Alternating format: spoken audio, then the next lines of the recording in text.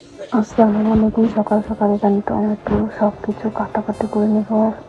বাইরে অন্ধকার, এখানে সব কিছু রেডি করে নিয়েছি কাটাকাটি করে।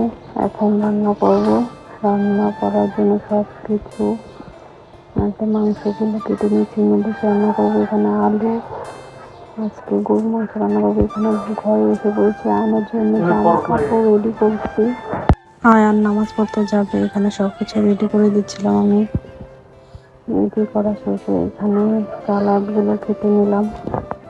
সালাদ কাটা হয়ে গেলে এখানে পোলাও হয়ে গেছে। আজকে যা যা রান্না করছি, এখানে লাচ্চা সেমাই দুধ দিয়ে ভিজিয়েছি, এখানে করাচি সেমাই দুধ দিয়ে ভিজাছে, এখানে নবাবী সেমাই, এখানে নুডলস, তারপরে ভাত, এগুলোই রান্না করছি। আর গরুর মাংস এখানে আয়নের করে আমার ছবি। আমি আবার রেডি হবে। আচ্ছা, এই পর্যন্ত। আল্লাহ হাফেজ। আসসালামু আলাইকুম।